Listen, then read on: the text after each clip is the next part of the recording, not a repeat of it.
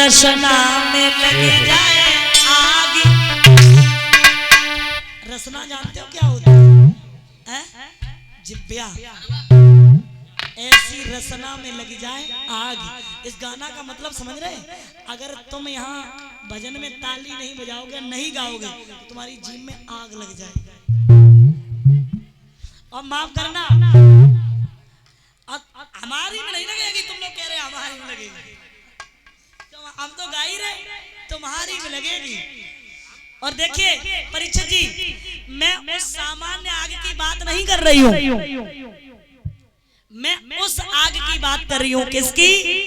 राम नाम मणि दीप धरी जिय देही हरिद्वार, और तुलसी भीतर बाहर जो चाहसी उजियार। राम नाम नामक दीपक को जिब्या के बीचों बीच देहरी पे रख दो, अंदर भी प्रकाश होगा, बाहर भी प्रकाश होगा। इसलिए ऐसी रसना में लगी जाए आग, राम नाम गाए ना जपे। हो ऐसी रसना में लगी जाए आग, राम नाम गाए ना जपे। हो ऐसी रसना में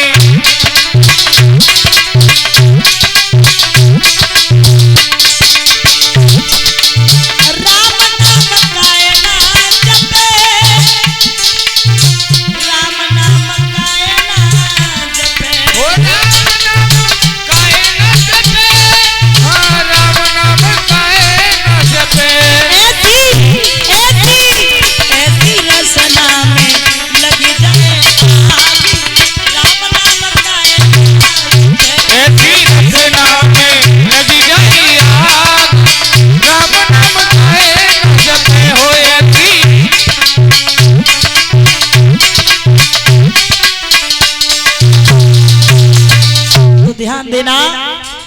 श्री सुखदेव भगवान समझाते राजन परीक्षित महाराज, मैया पार्वती जो है मना करती हैं, बिटिया तुम ना मान रही हो और शादी करोगी, तुम्हारी उम्र बहुत कम है। और नारद तो बता के ही गए कि इतनी जल्दी वो भोला मर जावेगो और तुम बाकी संगे शादी करियो, बिटिया मान जाओ। सब लोगों ने समझाया, सब ने समझाया। माँ कहती है बिटिया लाडली सुनो, सुनो पार्वती मेरी मान लली तू रोएगी पछतावेगी, बबूला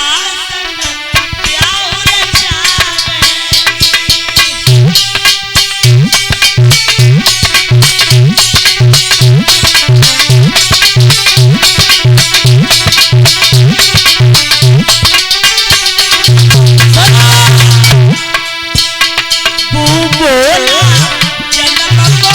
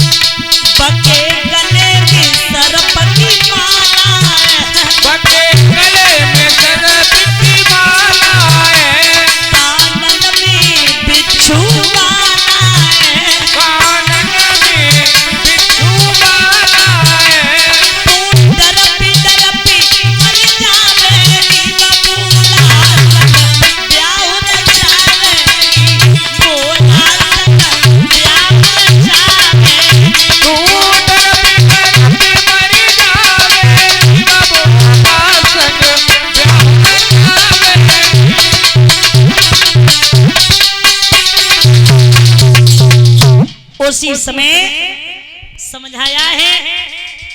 और जब समझाया, बहुत समझाया, पार्वती मना करती है, बिल्कुल नहीं मानेंगे। अंत में विधि विधान से विवाह किया। और जब विवाह किया है, मेरे प्यारे श्रोता बंधु,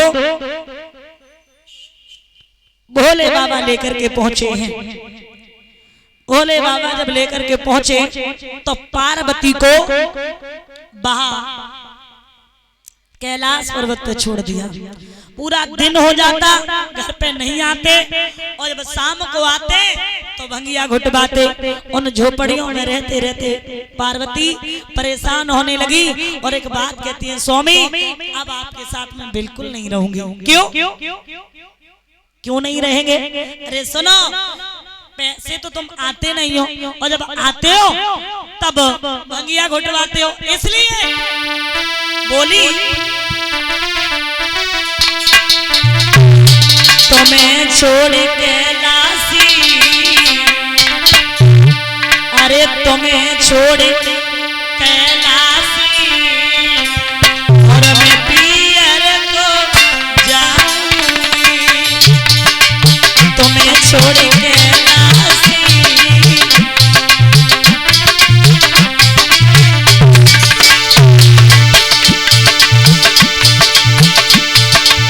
तुम्हें छोड़ के लासी, पियर को जाऊंगी, तुम्हें छोड़ के लासी, पियर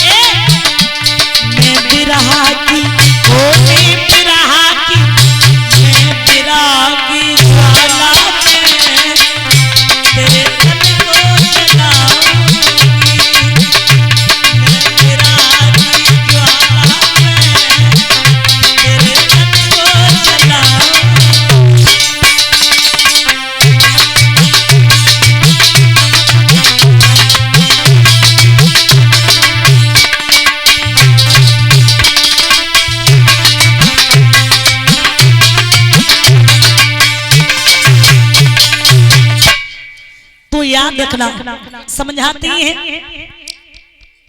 पार्वती, कहती है स्वामी हम आपके साथ बिल्कुल नहीं रहेंगे, चले जाएंगे। अगर आप मेरी बात नहीं मानोगे और आप मेरे साथ नहीं रहोगे तो मैं बिल्कुल चले जाएंगे।